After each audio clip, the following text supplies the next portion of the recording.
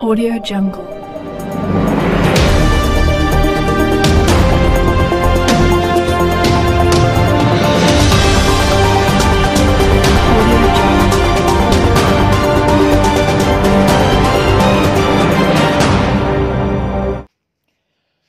अस्सलाम वालेकुम, आदाब, जय हिंद। 24 टीवी न्यूज़ नेटवर्क में आप सभी दर्शकों का फिर से एक बार स्वागत है। मैं हूं शेख सलमान। चलिए जानते हैं आज की ब्रेकिंग न्यूज़। 40 साल बाद मुसलमानों के लिए एक सुनहरा मौका। कांग्रेस पार्टी ने माजी महापौर अब्दुल सत्तार को नांदेड़ उत्तर विधानसभा से नाम डिक्लेयर किया। इस बात की मुबारकबाद देने के लिए सैकड़ों की तादाद में कार्यकर्ता और कांग्रेस के पद अधिकारी सत्तार की गुलपोशी की और मुबारकबाद भी दी। अगर आपको हमारा चैनल अच्छा लगता होगा तो हमारे चैनल को लाइक करें, सब्सक्राइब करें और हमारे वीडियोस को ज़्यादा से ज़्यादा शेयर करना ना भूलें। अगर ये वीडियो आप हमारे फेसबुक पेज पर देख रहे हैं तो हमारे फेसबुक पेज को फॉलो करना भी ना भूलें। जो नेहरू कांग्रेस पार्टी के तौर से जो टिकट मिला है और जिस तरह से आज नांदेड़ में मुस्लिम समाज को 40 साल के बाद टिकट मिला है और जिस तरह से महाविकास आघाड़ी 3 पार्टियों ने मिलकर जो बनाया है, मैं जिस तरह से बता रहे कि हर समाज का वोट इसमें मुझे मिलने की अवस्था है। जिस तरह से मैं जो काम करते आया हूँ, तकरीबन 35 साल का अनुभव है, मैं महापौर के काम किया हूँ और हमारी जनता जो है बिल्कुल आने वाले 20 तारीख को भारी लीड से कामयाबी दी, क्योंकि जिस तरह से महाविकास आघाड़ी बनाए हैं एक मजबूत परिस्थिति में उद्धव ठाकरे गढ़, शरद पवार गढ़ और कांग्रेस, जिस तरह से जो युति सरकार ने जो 5 साल में किस तरह से लोगों को हरासमेंट किया है, जनता जानती है। सिर्फ एक जो चला सकती है महाविकास आघाड़ी एक अच्छी सरकार दे सकती है, क्योंकि महंगाई से जूझ रही है, शेतकरी परेशान है और जिस तरह से जो बोलते थे कि भ्रष्टाचार बोलते थे कांग्रेस को, आज ये सरकार युति सरकार भ्रष्टाचार सरकार बैठे वाली है। देख रहे हैं आप किस तरह से लोग बता रहे हैं। बाद में आते आते हुए लाड़की बहना लाए हैं इन्होंने स्कीम बोल के, एक लोगों को खाली चॉकलेट दिए गया लाए।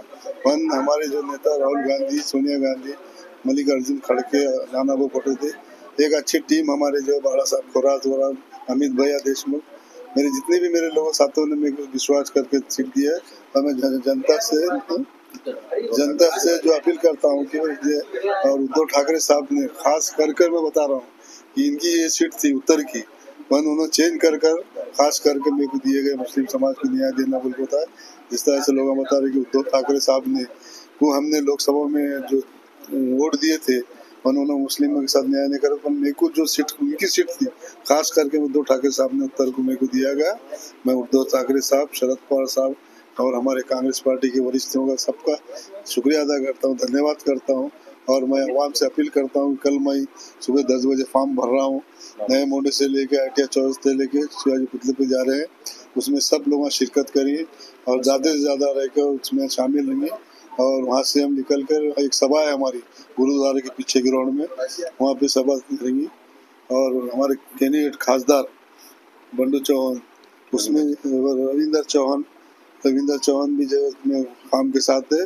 अभी 2 इलेक्शन है, विधानसभा का इलेक्शन के साथ खासदार का भी इलेक्शन है। हमारे साथी जो वसंत चौहान थे उनका इंतकाल होगा, तो इंतकाल होने के बाद बाई इलेक्शन खासदार की भी है। जनता को 2 वोट डालने के जनता से मैं अपील करता हूँ कि एक सेकुलर ताकत को मजबूत कीजिए और आने वाले जो 20 तारीख को ज़्यादा से ज़्यादा वोट देके महाविकास आघाड़ी के दोनों कैंडिडेट को और दोनों के खासदार को 1 वोट देने का, आमदार को 1 वोट देने का, आपको 2 वोट देकर आप हमको आशीर्वाद देंगे और हमको दुआओं से नवाजी, ऐसी उम्मीद रखता हूँ। और फिर एक बार मेरे को खिदमत का मौका दीजिए, जनता से मैं अपील करता हूँ कि मैं एक कार्यकर्ता हूँ, कोई मैं लीडर नहीं, मैं आपका एक भाई हूँ।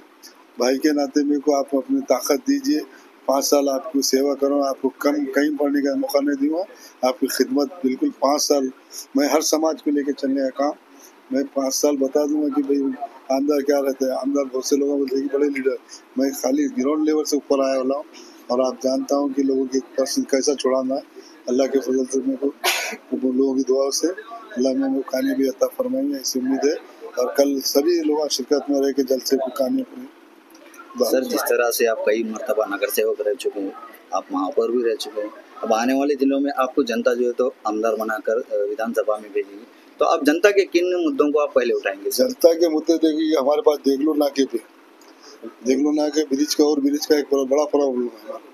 हमारा खास करके ट्रैफिक का मसला बहुत बड़ा मसला है, हम देंगे उस पर ध्यान ज़्यादा देंगे। और जिस तरह से जो काम पेंडिंग रहे वाले जो मूलभूत सुविधा के काम कहीं वाले उसमें मैं पूरा उसका सहयोग करूँगा। और जैसे शेतकरी के विषय रहते हैं और आरक्षण के विषय, मुस्लिम समाज का आरक्षण है और हमारे जो मराठा समाज का आरक्षण है, दंगा समाज का, ये सब हमारी जो पार्टी का मैनिफेस्टो निकलता है। मैं एक कांग्रेस से एक महाविकास आघाड़ी का कैंडिडेट हूँ, जो वचननामा रहता है उस पर हम अमल करते हैं, लोगों के जो प्रश्न रहते हैं उसमें छुड़ाने का काम करिए।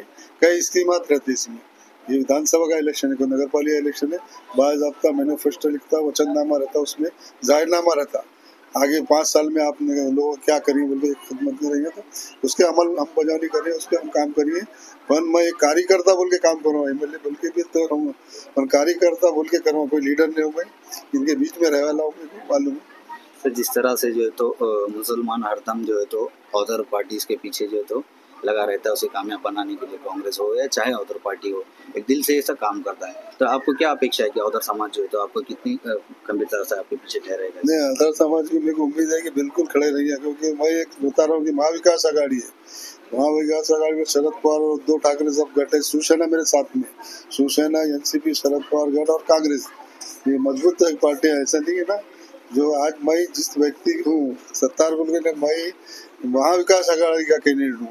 आज जिस तरह से बीज बोए हैं भाजपा ने, जो लोगों के बीज बोकर अपना जो लोगों को ना इत्तेफाक करके वोट जमा करने का काम करते, फिरका परस्त ताकत लोग जान चुके।